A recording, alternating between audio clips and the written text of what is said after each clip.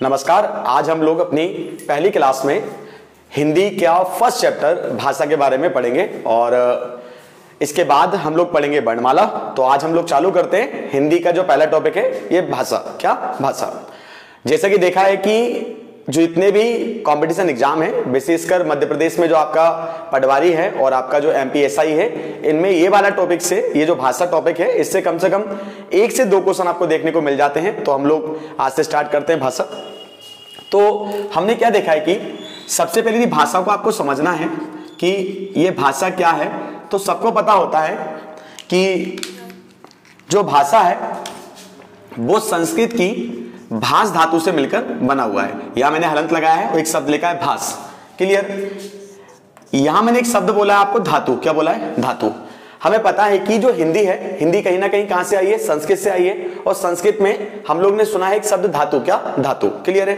तो यहां पर भाषा से आशय क्या निकला कि भाषा संस्कृत की भास धातु से मिलकर बना है, जिसका अर्थ होता है हमारा बोलना, बतलाना या वाणी को व्यक्त करना। क्या होता है? बोलना, बतलाना या वाणी को व्यक्त करना। क्या करना? व्यक्त करना। ठीक। तो हम लोग सबसे पहले बतलाएंगे कि भाषा जो है संस्कृत के भास धातु से मिलकर बना है और भाषा का अर्थ होता है बोलना, बतलाना या वाणी को व्यक्त करना। ठीक। अब मुझसे आप पूछोगे सर हम भाषा को क्यों पढ़ते हैं?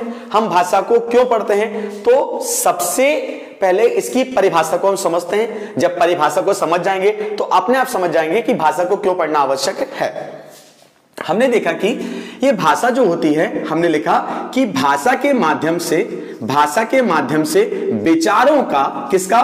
विचारों का आदान प्रदान किया जाता है। आदान प्रदान किया जाता है। आदान प्रदान किया जाता है। अर्थात हम ये कह सकते हैं भाषा ना होती तो विचारों का आदान प्रदान नहीं होता। तो सीधी सी बात ये निकली कि भाषा वो साधन एवं साध्य है जिसकी सहायता से विचारों का आदान प्रदान किया जाता है। तो ये इसकी सबसे बड़ी क्या होगी? इसकी डेफिनेशन होगी कि भाषा भैया क्या है?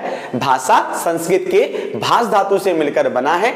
देखो संस्कृत में बोलते हैं धातु और हिंदी में बोलते हैं क्रिया ना, आपको पता होगा।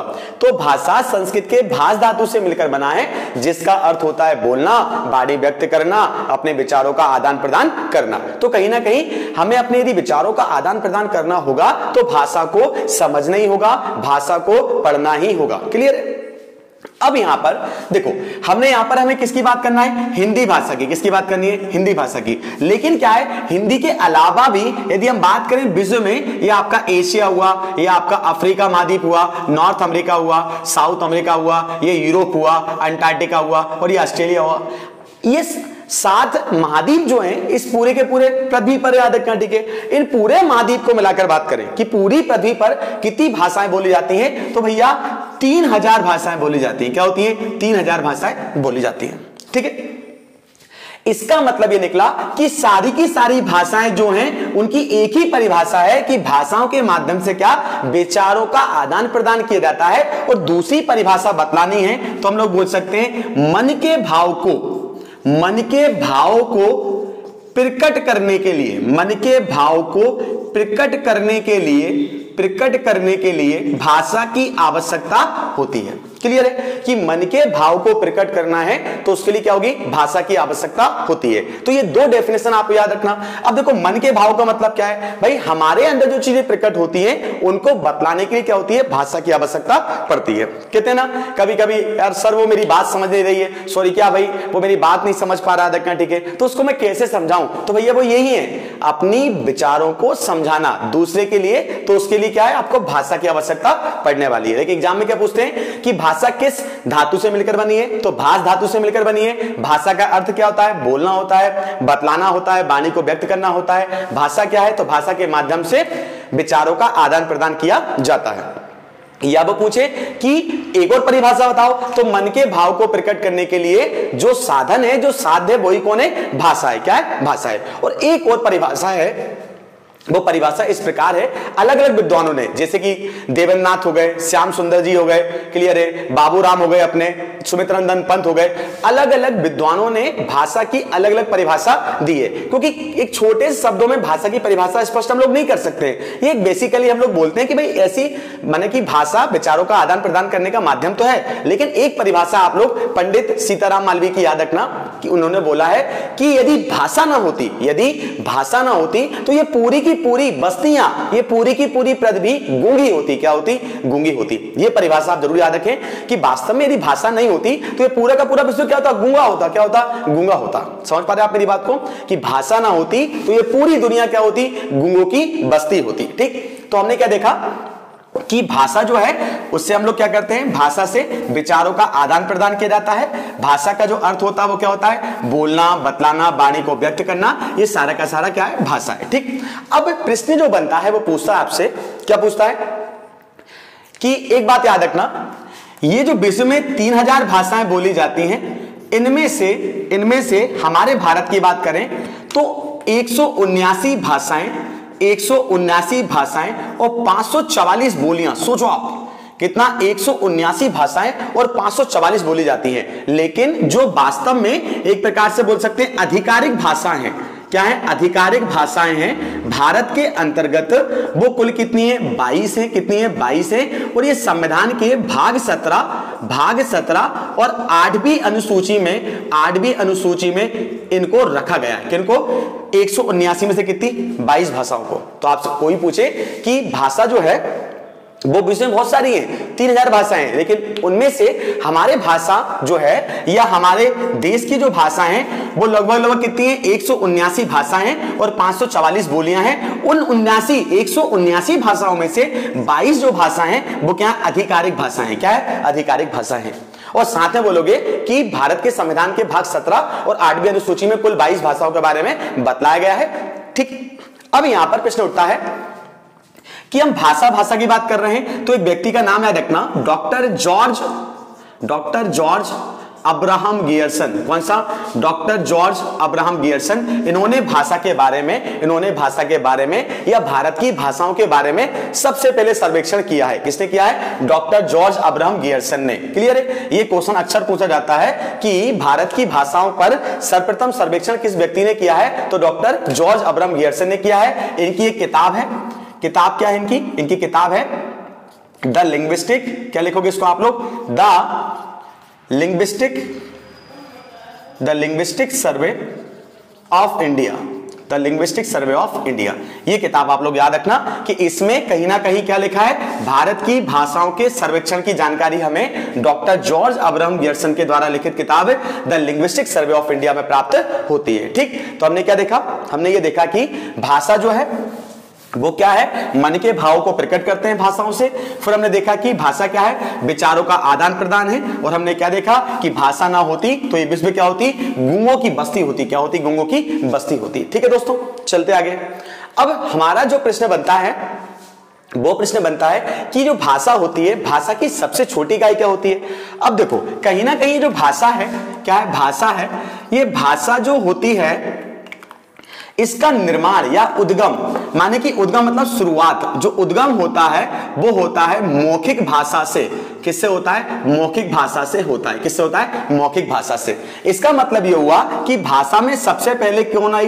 ध्वनि आती है। कौन आती है? ध्वनि आती है। ध्वनि के बाद क्या आता है? शब्द आता है। क्या आता है? शब्द आता है। और शब्द के बाद क्या आता है? वाक्य आता है। इससे हमारा यह आशय हुआ कि भाषा जो बनी है वो मौखिक भाषा से बनी है, मतलब कि इंसान ने सबसे पहले बोलना सीखा और बोलने सीखने के पश्चात उसके मुंह से कुछ तो निकला होगा, याद रखना। ठीक है, उसी से भाषा बनती हुई चली गई, मतलब कि सबसे पहले उसके मुंह से क्या निकली? ध्वनि। क्या निकली? ध्वनि। इसलिए भाषा की सबसे छोटी या प्रथम इकाई, क्या? प्रथम इकाई या छोटी, वो कहलाती प्यारे बच्चों ध्वनि। क्या कहलाती है? ध्वनि। दूसरी जो कहलाती है उसे बोलते हैं शब्द, और तीसरी जो कहलाती है उसे बोलते हैं हम लोग वाक्य। क्या बोलते हैं? वाक्य। अर्थात ध्वनि जो सबसे छोटी इकाई है भाषा की, दूसरी है शब्द, और तीसरी क्या है हमारी? वाक्य। वाक्य मतलब हम बोलते हैं सेंटेंस। क्या बोलते हैं? सेंटेंस। ठीक है, माने पहले साउंड होगा और सबसे अंतिम क्या होगा? सेंटेंस। मतलब क्या होगा आपका? वाक्य होगा। क्या होगा? वाक्य होगा। ठीक है, इतनी बात क्लियर होगी कि भाषा जो है वो संस्कृत की भाष धातु से मिलकर बनी है, जिसका अर्थ होता है बोलना, बतलाना, वाणी को व्यक्त करना। भाषा के माध्यम से हम विचारों का आदान प्रदान करते हैं, भाषा के माध्यम से हम मन के भाव को स्पष्ट करते हैं। और यदि भाषा ना होती तो ये दुनिया क्या होती? गूंगों की बस्ती होती। ये सीताराम जी ने बोला है। ठीक, इसके बाद भाषा जो होती है वो कितनी होती है? 3000 भाषाएं हैं, लेकिन उनमें से 179 भाषाएं भारत की हैं और 544 बोलियां बोली जाती हैं। लेकिन आधिकारिक रूप में भारत के संविधान के भाग कितना 17 8वीं अनुसूची में क्या है? कुल 22 भाषाओं को रखा गया है। क्लियर है? और जिनमें से हिंदी हमारी क्या है? राज्य भाषा है। क्लियर है? चलो अब हम आगे चलते हैं। अब वो पूछता है आपसे, अब वो पूछता है कि भाषा में कि भाषा के आधार बतलाइए। तो आप लोग बोलोगे सर कि भाषा के जो आधार हैं वो 2 ही आधार होते हैं। जो पहला होता है सर वो होता है मानसिक आधार। क्या होता है? मानसिक आधार। बोलो कौन सा होता है? मानसिक आधार। क्या होता है? मानसिक आधार। और जो दूसरा आधार होता है उसे हम लोग बोलते हैं भौतिक आधार। क्या बोलते हैं? भौतिक आधार। क्लियर है? अब मानसिक आधार से क्या आशा है और भौतिक आधार से क्या आशा है? सपोज मान लो ये मैं हूं और मैं आपको पढ़ा रहा हूं। मैं कौन कर रहा हूं? पढ़ा रहा हूं। ठीक, क्लियर है? अब मतलब पढ़ा रहा हूं तो मैं कौन हूं? बोलने वाला। बोल के ही पढ़ा रहा हूं ना आपको, तो मैं हूं वक्ता। कौन हूं? वक्ता। क्या हूं? वक्ता हूं। और आप कौन हो? श्रोता। कौन हो? श्रोता। अर्थात भाषा का वह रूप है जिसमें वक्ता द्वारा बोला जाता है, उसे बोलते हैं हम लोग कौन सा? मानसिक आधार। क्योंकि मेरे मन में भाव प्रकट हुआ है, मैंने आपको बतलाया है, तो मैं कौन हुआ? वक्ता। तो वक्ता जहां है वो कौन है? मानसिक आधार है। और आप कौन हो? श्रोता। कौन हो? श्रोता या सुनने वाले। कौन हो? सुनने वाले। तो आपके लिए वो कौन है? भौतिक आधार। कौन सा है? भौतिक आधार। ठीक है? तो भाषा के 2 ही आधार होते हैं, एक होता है आपका मानसिक आधार और एक होता है आपका भौतिक आधार। वक्ता के द्वारा अपने विचारों को प्रकट करना कहलाता है कौन सा? मानसिक आधार। और श्रोता के द्वारा उनको सुनना है ना, ठीक है, उनको याद रखना, वो सब कौन सा बोलते हैं? हम उसको हम बोलते हैं भौतिक आधार। क्या बोलते हैं? भौतिक आधार। ठीक है? तो यहां पर यह चीज क्लियर हो जाती है कि भाषा के आधार कितने होते हैं। ठीक है? इनको लिखते चलना भैया, ठीक, क्योंकि लाखों वीडियो पड़ी है यूट्यूब पर। सबसे बड़ी समस्या ये होती है कि हम लोग नोट्स बना के नहीं चलते और एग्जाम में आगे जाकर हम क्या करते हैं? अरे भैया अब क्या होगा अदर का। ठीक, तो शुरुआत से यदि आप लोग मेंटेन करेंगे तो अपने आप सारी चीजें याद आपको रहेंगी। अब सबसे बड़ी बात क्या है? भाषा की विशेषताएं। क्या विशेषताएं? तो सबसे पहली बात निकल कर आती है, जो हमारी भाषा होती है, भाषा परिवर्तनशील होती है। क्या होती है? भाषा क्या होती है? परिवर्तनशील होती है। भाषा परिवर्तनशील होती है। इससे कहने का मतलब मेरा यह आशा है कि भाषा में नए शब्द आते हैं, पुराने चले जाते हैं। क्लियर है? माने कि इसका कोई अंत नहीं है ना, कोई अंत नहीं है। माने कि नए शब्दों का आगमन भाषा में होता रहता है, शब्द आते जाते रहते हैं। क्लियर है? इसका मतलब क्या हो गया? भाषा का अंतिम रूप नहीं होता है। क्या? भाषा का अंतिम रूप नहीं होता है। क्लियर है? कभी कोई बोले क्या भाषा का अंतिम रूप होता है? कह रहे नहीं होता सर, क्योंकि भाषा क्या होती है? परिवर्तनशील होती है। घाट घाट पर बदले पानी। तो भाषा भी क्या है? बोलो क्या है? परिवर्तनशील होती है। ठीक, इसके बाद क्या होता है? हम तीसरा बोल सकते हैं कि भाषा जो होती है वो क्या होती है? अर्जित संपत्ति। क्या बोलोगे? अर्जित संपत्ति होती है। ओके, भाषा जो होती है क्या होती है? अर्जित संपत्ति होती है। माने कि हर व्यक्ति में जन्मजात भाषा सीखने के गुण होते हैं, लेकिन वो कितना सीख पाया, कितना ना सीख पाया, दैट इज कॉल्ड अर्जित संपत्ति। क्या? अर्जित संपत्ति। ठीक, इसके बाद चौथा बिंदु बता सकते हो आप लोग, भाषा क्या होता है? भाषा का मानक स्वरूप होता है। क्या होता है? स्टैंडर्ड स्वरूप, मतलब कि मानक स्वरूप होता है। इसके बाद सामाजिक, है ना, हम लोग क्या बोल सकते हैं? भाषा का जो होता है, ठीक है, सामाजिक स्थान होता है। क्या होता है? सामाजिक स्थान होता है। हम लोग कहते हैं ना कि 4 लोगों के साथ बैठने में, 4 लोगों के साथ बैठने में उनके सामने क्या बोलना है और क्या नहीं बोलना है, ये कौन है? सामाजिक स्थान तो है ना। माने 4 लोगों के सामने अपनी बात रखने के लिए कहीं ना कहीं भाषा की आवश्यकता पड़ती है। क्लियर है? कि हम किस समय पर कौन सी बात बोल जाए, ये कहीं ना कहीं हमें भाषा ही सिखाती है। तो प्यारे दोस्तों याद रखना, भाषा परिवर्तनशील होती है। भाषा क्या होता है? भाषा का अंतिम रूप नहीं होता है। भाषा क्या है? अर्जित संपत्ति है। इसका एक मानक स्वरूप होता है और ये पूरे के पूरे सामाजिक स्थान रखती है कि व्यक्ति को क्या बोलना है, क्या समझना है समाज में, ये सारा का सारा काम कौन करती है? भाषा करती है। ठीक, हम कहते हैं ना कि तुम भले अनुशासनहीन हो, उसका मतलब क्या? वो अनुशासनहीन नहीं है, उसके द्वारा उसके विचार क्या है? अनुशासनहीन है। ठीक है, चलो अब हम बात करते हैं यहां पर सबसे महत्वपूर्ण बिंदु की जो भाषा होती है, ये जो भाषा होती है, भाषा के मनोवैज्ञानिक दृष्टिकोण कितने होते हैं? तो हम लिखेंगे कि भैया क्या, सीखने के, भाषा को सीखने के भाषा को सीखने के मनोवैज्ञानिक दृष्टिकोण, मनोवैज्ञानिक दृष्टिकोण, और मनोवैज्ञानिक दृष्टिकोण में 3 बिंदु मेन है। नंबर 1, भाषा को सीखने की जिज्ञासा होना चाहिए। क्या होना चाहिए? जिज्ञासा। यदि जिज्ञासा है ही नहीं है तो आप सीख ही नहीं पाओगे। कहते हैं ना मन लगा के पढ़ो, कहते हैं मन ही नहीं लगता है, इसे बोलते हैं क्यूरियोसिटी। क्लियर रखें, ठीक है? जिज्ञासा, किसी के प्रति आप कितने मन से भाव प्रकट कर रहे हैं, उसे कितने सीखने की क्षमता प्रकट कर रहे हैं, इसे ही बोलते हैं जिज्ञासा। क्लियर है? राइट। उसका बाद क्या होता है? अनुकरण। क्या? अनुकरण। क्या भैया? अनुकरण। अनुकरण मतलब क्या? शुरुआती स्तर सीखने का, दैट इज कॉल्ड अनुकरण। तो भाषा के मनोवैज्ञानिक दृष्टिकोण 3 होते हैं। उसमें पहला होता है जिज्ञासा, दूसरा होता है अनुकरण, और तीसरा जो होता है वो होता है आपका अभ्यास। क्या होता है? अभ्यास। क्या होता है? अभ्यास। अभ्यास से आशय क्या है? हमने पढ़ा ना, इसको क्या होता है कि बार बार करने से, बार बार अभ्यास करने से अपने आप क्या होता है? मूर्ख व्यक्ति भी क्या होता है? बुद्धिमान बन जाता है। और एक हिंदी का आपने काफी महत्वपूर्ण श्लोक पढ़ा होगा अधिकतर, ठीक है, कि करत करत अभ्यास के जड़मति होने सुजान होते सुजान। तो आपको सबको पता है कि बार बार अभ्यास करने से गधा भी, ढोर भी, मूर्ख भी क्या होता है? इंटेलिजेंट बन जाता है। तो किसी भी भाषा को सीखने के 3 मनोवैज्ञानिक दृष्टिकोण होते हैं। पहला है जिज्ञासा, दूसरा है अनुकरण, और तीसरा कौन सा? अभ्यास। कौन सा है? अभ्यास। और मेरे साथ क्या बोलोगे कि भाई भाषा के सीखने के 3 ही मनोवैज्ञानिक दृष्टिकोण होते हैं, जिज्ञासा, अनुकरण और कौन सा? अभ्यास। ठीक है, तो ये भाषा के बारे में हल्की फुल्की जानकारी है जो आपको काफी महत्वपूर्ण एग्जाम में आने वाली काम। ठीक है, चलो अब यहां पर हम क्या देखेंगे, आप लोग भाषा के बारे में और क्या सीखेंगे। यदि हम लोग बात करें कि भाषा परिवार की, किसकी बात करें? भाषा परिवार की बात करें तो पूरे के पूरे विश्व में 12 भाषा परिवार है। कितने हैं? 12 भाषा परिवार हैं। ठीक, लेकिन इनमें से 4 जो परिवार हैं, 4 जो परिवार हैं वो भारत के हैं। किसके हैं? भारत के हैं। हमें सिर्फ 4 भाषा परिवार के बारे में पढ़ना है। क्लियर? अब आप मुझसे पूछोगे सर वो कौन से 4 भाषा परिवार है जिनकी भाषाएं भारत में बोली जाती हैं? तो सभी लोग याद रखें, 4 भाषा परिवार में जो सबसे पहला भाषा परिवार है उसे हम बोलते हैं भारोपीय। दूसरा बोलते हैं हम लोग द्रविड़ भाषा परिवार। क्या बोलते हैं? द्रविड़ भाषा परिवार बोलते हैं। तीसरा जो आता है उसे हम बोलते हैं ऑस्ट्रिक। क्या बोलते हैं? ऑस्ट्रिक भाषा परिवार। और चौथा जो भाषा परिवार है उसे हम बोलते हैं चीनी तिब्बती बर्मी। क्या बोलते हैं? चीनी तिब्बती बर्मी। कौन सा? चीनी तिब्बती बर्मी। तो सभी लोग याद रखें, भारत में कुल, विश्व में कुल 12 भाषा परिवार है। ठीक है, उनमें से 4 भाषा परिवार, भारोपीय 1, द्रविड़ भाषा परिवार 2, ऑस्ट्रिक 3 और चीनी तिब्बती बर्मी, ये 4 भाषा परिवार की भाषाएं भारत में बोली जाती हैं। अब कैसे याद रखोगे? अब याद रखने का तरीका भैया ये है, सपोज ये भारत का नक्शा है और ये करके रेखा गई है, इसके ऊपर की बात करें तो ये नॉर्थ इंडिया है। कौन सा है? नॉर्थ इंडिया है।